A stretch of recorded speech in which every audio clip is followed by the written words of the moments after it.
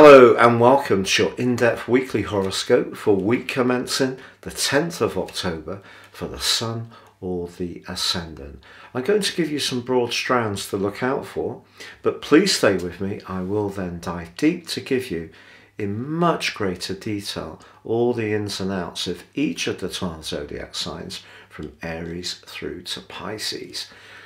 Now, as this week begins, the energy of last week's full moon is still cascading into this next 7-day period. Now, that full moon was in Aries.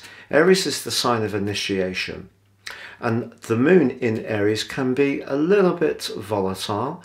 It definitely pushes us to think about our own needs just at the time when the Sun in Libra is asking us to be aware of the commonalities we have with others, particularly as the ruler of the sign of Libra, Venus, is very close to the Sun and was on that full moon and is throughout this week.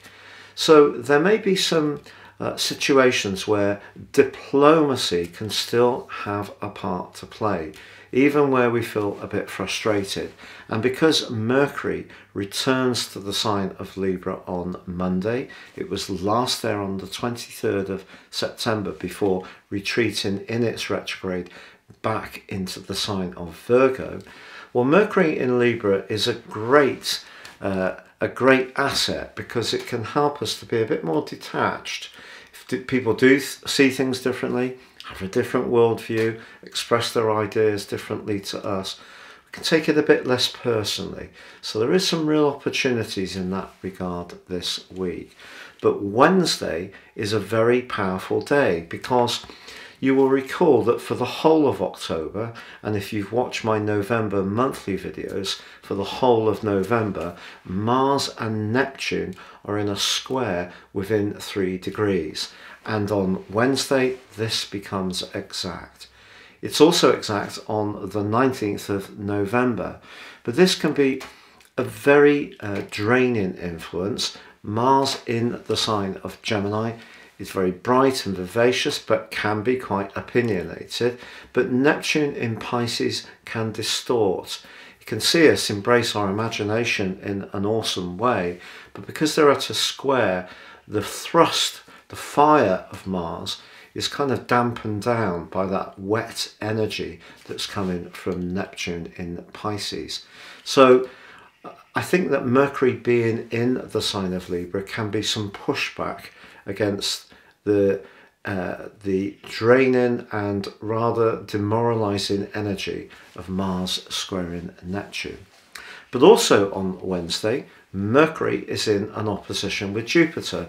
This is a repetition coming back again because Jupiter's retreating and Mercury obviously went into retrograde and is coming forwards again. So if we do need to have that exchange of views, the important thing is not to exaggerate our point of view, to try to stay rooted in reality, because Mercury is a planet that really likes cool detachment through its rulership of both Gemini and Virgo. But also on Wednesday, the Sun and Venus in that tight conjunction, but particularly the Sun, is in an exact trine with Saturn. So Saturn is of course in the sign of Aquarius, very much about humanity, the collective, person kind as a whole. And it does continue in that attritional right angle with Uranus through this week. It's going to come to a close within the 1 degree on the 12th, again midweek. So a really important day is Wednesday, but it's still going to be a very potent influence, really right through to the end of November, right up until the 2nd day of December this year. But the role of Saturn in its angle to the Sun and Venus is very stabilizing. So we're given an opportunity this week to be perhaps a little bit more detached, to push back against that rather distorting energy of Mars squaring Neptune, which can see a lot of gossip and and inaccuracies doing the rounds. We're being asked to be mindful of Mercury opposite Jupiter, staying grounded around the exchange of opinions and trying to make them as factual as possible.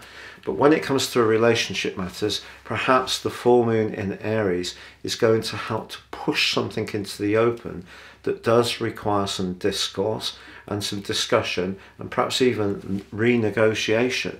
So it could end up being, despite that tricky right angle between Mars and Neptune and the full moon, quite a constructive week. And it's all about seeing that even if we feel that we're very different to one another, and we can be very polarized in our positions, whether it's with people we find it difficult to work with, people online, or whether it's in terms of people in our immediate world, it's important to always remember the things that do actually make us all rather similar in some ways. And if we can celebrate those things, it's going to help us to deal with that challenging right angle between Mars and Neptune. Now, please stay with me for each of the 12 zodiac sign forecasts. But if you would like to understand what year 2023 will hold for you in terms of more serious astrology, if you give me 3 pieces of your personal birth data of time, date and place of birth, I can give you your forecast for next year, plus the rest of this year free, and in my special package, your personal life roadmap, your character analysis. This can help you to understand some of the patterns that have come up in your life, perhaps sometimes in a challenging way, that you can figure out how to negotiate better going forwards, but also where you can expand upon your potential and capabilities. There's 30% off in this special package. Please see the link below for more. Finally, if you're new to my channel, thank you so much for joining me. I'd love it if you would subscribe. Please click or tap on the bell notification symbol. If you're an ongoing viewer, thank you so much for all your views. So Leo, your week commencing the 10th of October forecast suggests the full moon is feeding into this new week. And it's possible because the third house, where the Sun and Venus are, is your everyday world.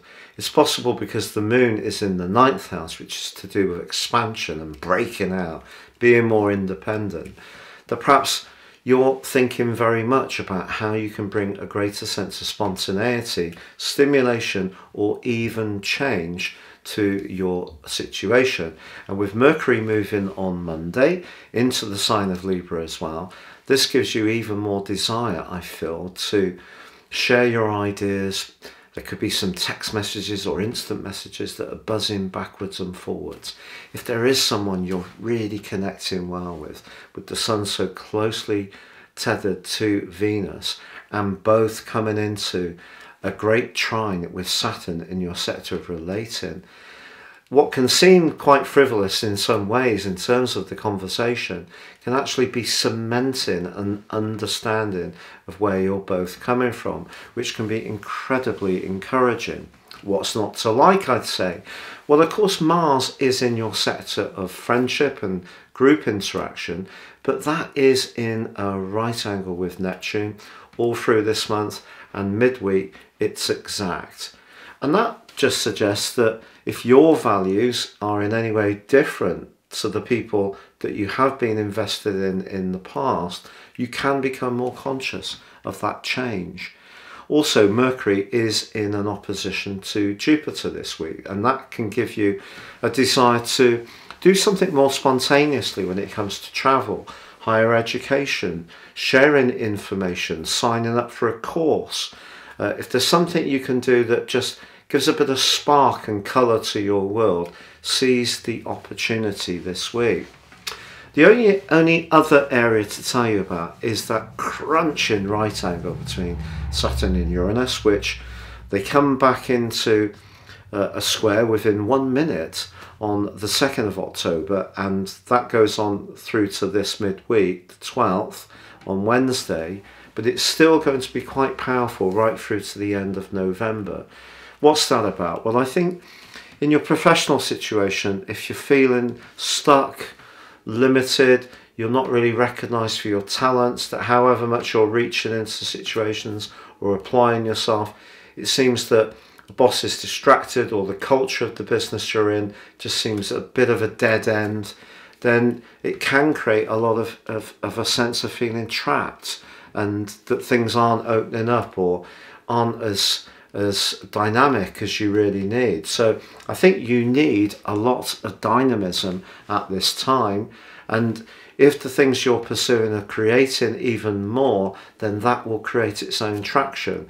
If you're feeling penned in, that can create quite a lot of frustration.